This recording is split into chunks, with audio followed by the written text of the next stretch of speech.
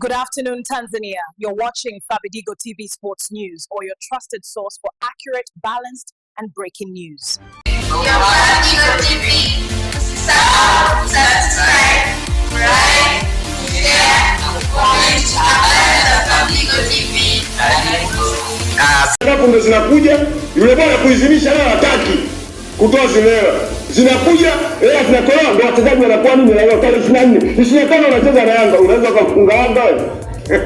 Unajua Yanga vizuri. Yanga wanaendelea na mazoezi mwezi mzima. Sisi tunataka finali, wao wanafanya mazoezi. Yaani ni sasa na mwanaume anakula mkongo, anakula mikahanga, anatafuta nazi mbata nini. Anakula tu, vifurushi anatafuna. Hapo kutana naye. Wewe umekaa kufanya mazoezi yote tunamsigilia.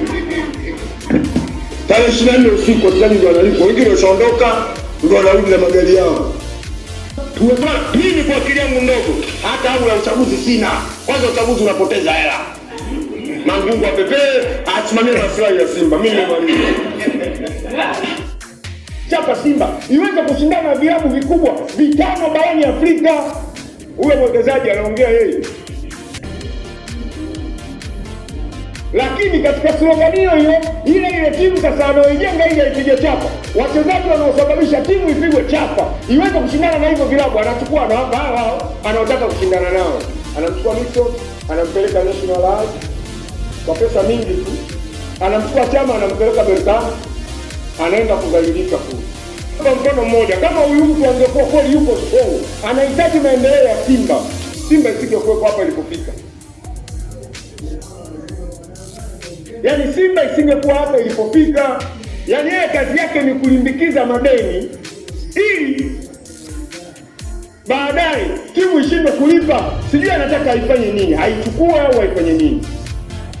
Kuongea vitu ambavyo havifai katika taasisi ya Simba.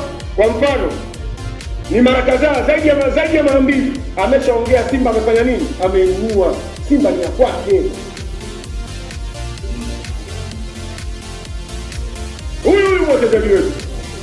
Mwekezaji huyu tunaona wachezaji ambao sifa ya timu kubwa ni kuzuia wachezaji waliokuwa bora kuelekea katika msimu uliofuata ili uongezee ufikie ile target unayoitaka. Kuna msimu 22-23 Simba ilikuwa na kikosi bora ambacho kilikuwa na uwezo wa kukupiga timu yoyote barani Afrika. Simba kina Mixon na Chama hivi. Lakini mwisho wa siku kachukuliwa Chama, kachukuliwa Mixon, kauli. Mwekezaji huyo anataka kuwekeza na mission na vision yake, anakuambia I want to plan the Simba in order to compete with 5 big clubs barani Afrika.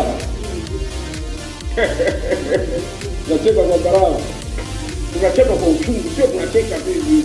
Yaani mtu ametoa kabisa vision na mission yake ni kuipiga chapa Simba iweze kushindana na vilabu vikubwa vitano barani Afrika.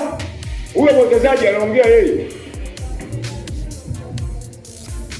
Lakini katika slogan hiyo ile timu sasa anaoijenga ile ipige chapa.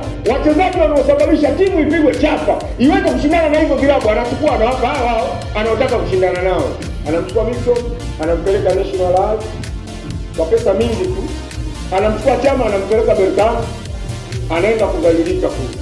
Kwa mfano mmoja, kama huyu mtu angekuwa kweli yuko strong, anahitaji maendeleo ya Simba. Simba isingekuwa hapa ilipofika. Yaani Simba isingekuwa hapa ilipofika. Yaani yeye kazi yake ni kulimbikiza madeni ili baadaye timu ishindwe kulipa. Sijui anataka aifanye nini, haichukue au haifanye nini.